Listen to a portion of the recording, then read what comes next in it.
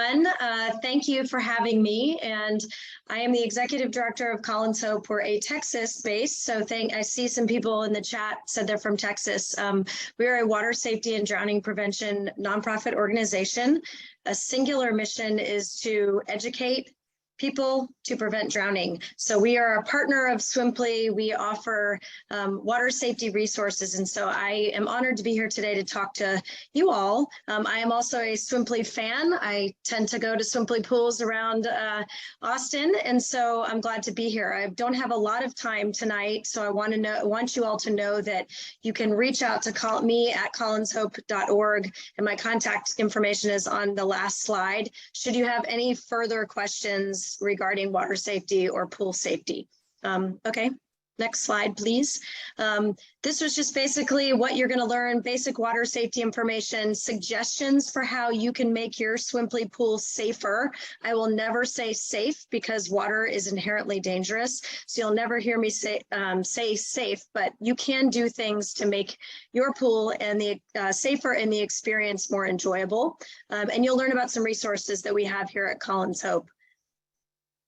Next, please. Colin's story, I'm not going to go into it. He drowned in a lifeguarded pool in 2008, and his family started this organization so that no other family would have to go through what they did. So that's why we exist. This is our singular mission. You can read more about Colin's story at our website. Next. Drowning is the #1 cause of death for children ages 1 to 4 and remains a leading cause for older children and adults. It's fast, it's silent, but it's preventable. Drowning does not discriminate based on your age, your gender, your race, your ethnicity, your socioeconomic level, or even your swimming ability, which means no one is drown proof, not me, not you, not anyone who visits your pool. So that's why we're talking about this. And it is an important thing, I think, for all of you to think about is the things that you can do to prevent anything from happening on your property. Next.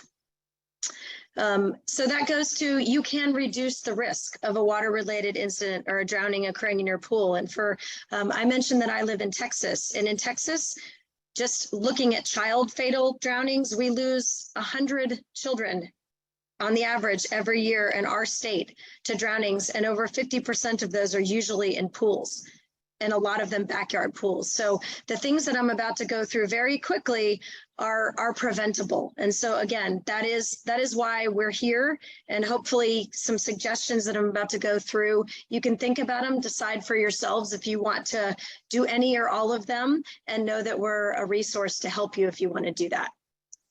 Okay? This is why we're here, so that we have not one more drowning. Next. Okay, so here are some questions. This is where I want to spend most of the time. I tried to look through my lens, which is water safety. I do drowning prevention 24 hours a day, 7 days a week, and I've been in this business for almost 14 years, really since Colin drowned. He was a preschool classmate of my daughter's. So I tried to look through and think of all of the ways that you, as a Swimply host and a pool owner, what you could do. So the very first thing is your listing. These are questions you can ask yourself. Does your Swimply listing mention that you're committed to safety? On the slide earlier, which I didn't say, but education is something, whether it's you as a host being educated or the guests who are coming to your pool are more educated, then that's where we can really reduce the risk and prevent the drowning. So do you mention that you're committed to safety right from the get-go when someone sees your listing? Do you encourage guests to learn about water safety prior to coming to your pool? And we have lots of resources where you can do that. Do you offer water watcher badges, which is what this is? And this is, we'll talk about these later. Swimply has partnered with us, and they offer these to you at no charge that you can have available at your pool. And a water watcher is basically you assign an undistracted adult whose job is to watch the water. Drowning is fast and silent. So if you have someone who's doing that, and whose job is to watch the water, you can prevent the drowning or a water-related injury from happening. If you see something, you can react. So do you have water watcher badges for your guests upon arrival? Someone here in Austin sent me a picture of a bowl on a table at a Swimply pool that was full of water watcher badges when they arrived. It's a suggestion to your guests to do something that's safety related. And again, you can get those from the Swimply store. Do you have safety signage, or do you post pool rules? Sometimes the suggestion of things for people helps bring things into their consciousness that they might not have thought about. And I think I saw a question in the chat about safety signage, and I'm happy to give suggestions around what that could be in the Q&A or at a later time. Do you have life jackets available? U.S. Coast Guard approved life jackets available for guests who are non-swimmers? Do you have guest numbers where there's a maximum guest number for your pool? Are there adult-child ratios for your pool? I can suggest ratios. I saw that question pop up too. Do you allow for lifeguards to be hired for larger parties? That's something that I'm not sure. I think it's a good suggestion. Again, we say water watchers, but lifeguards. If it's a pool party and a bigger party, you might want to think about that. Fencing. Do you have four-sided isolation fencing around the pool? Or do you at least have a perimeter fence around your property? Are there self-closing, self-latching gates accessing the yard or the pool, and they open away from the pool? And that means that if I unlatch the gate and I let it go, it closes by itself. Do you ask guests to properly close all fences and gates upon entry and exit? I know if I visit a Swimply pool, these are things I'm looking for as a guest, because I live in this world all the time. Are gates left open while the pool is being rented or in between rentals? If they are being left open, you're leaving yourselves open to someone accessing the property. Okay, next. And again, I apologize for going so fast. I have so much content. I could have filled up 2 hours of talking to you, or even a day. So I'm going really fast, but no, I'm available after this. So safety and rescue equipment, is your address posted and visible for guests in emergency? If someone has to call 911, they are not going to remember to go look at the app to get the address. Is it posted? Do you have safety and rescue tools in the pool area? That's a reaching pool, a shepherd's hook, a ring buoy. Those are all things that you can have around so that if there is an emergency, someone can reach or throw something to someone in trouble. Again, the life jackets, an AED. Do you have one on site? Most people don't, but it's something to think about. Your drains. Do your pool, or I don't know if there are pool service providers, and some people maintain their own pool. Are you regularly checking on your drains? A loose screw or a screw is missing, that can cause suction on a drain. There's a whole nother topic around drain safety. Does anyone in your family or on site know CPR? In the case of if you're there and someone's renting your pool, is there someone who knows CPR or have a current CPR certification that could respond? Do you have a drowning detection device or system at your pool? There's lots of products out there, alarms, pool alarms, things of that nature. Do you remove all pool toys or water toys from the water and move them away from the water between rentals? Toys are a distractor, or they're a attractor, I guess, to kids. And if you have children that are coming to your pool and they like to get into the water, they like to reach for them. This is just something I put in there. You can sign up for product recalls at recalls.gov, which is everything from unsafe, defective, or hazardous products. You can sign up to get an alert, and that's everything from a drain cover to a chemical that you might be putting in your pool, just a side thing. Guest expectations. Do you ask guests to properly supervise all children? That's encourage them to appoint a water watcher at all times and using the water watcher badges. Again, that doesn't mean everybody's going to do it, but the suggestion and the encouragement can often cause people to have a different behavior. Our guests specifically asked to not leave children unattended during a rental, even to go to the restroom. You leave a child by a pool, even to go to the bathroom. Drowning is fast and silent.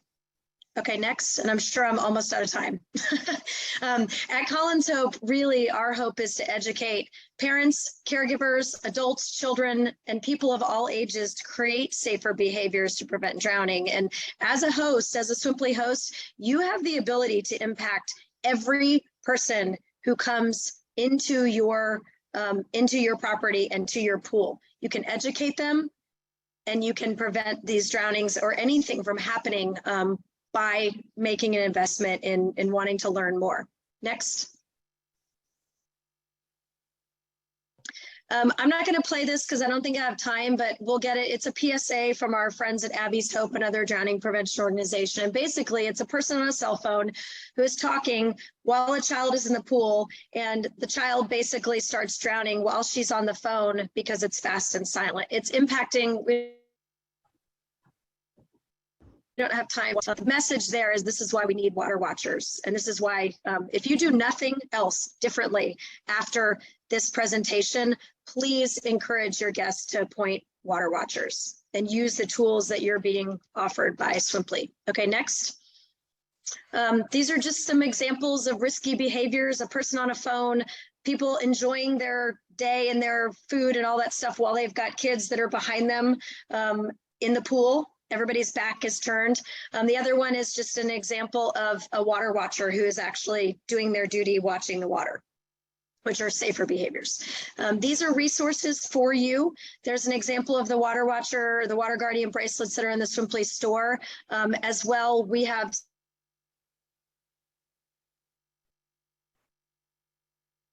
of things. Go check out our website so that you can see what we have. You may want to download them. You may want to order some things in addition, but we are here to support this piece of your Swimply experience. Next. Thank you, Chris, for ordering Water Watcher badges.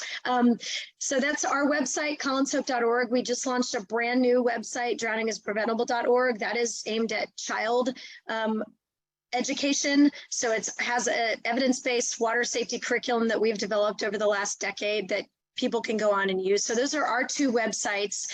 And then notoutofthewater.com, I just put on there because you may have heard of secondary drowning or dry drowning. If not, those are not medically recognized terms, but they're basically drowning after leaving the water. So someone has an incident in the pool or in the water where they choke on water, they seemingly are fine, and later after leaving the water they may have some signs and symptoms where there's some water has gotten in their lungs. That website shows what the signs and symptoms are, kind of like if you hit your head and you're on concussion watch. This is kind of that for that. So please check out that website. It's a really great resource. Next. I know I'm out of time, but thank you for listening. And again, my personal email is there. There are only 2 of us at this organization, so we are doing everything that we can to support anyone who needs more water safety information to prevent drownings. If we don't have the information, we know who does have it and how to help you find it. So thank you again for your time, and thank you to Swimply for really investing in this safety, the water safety piece.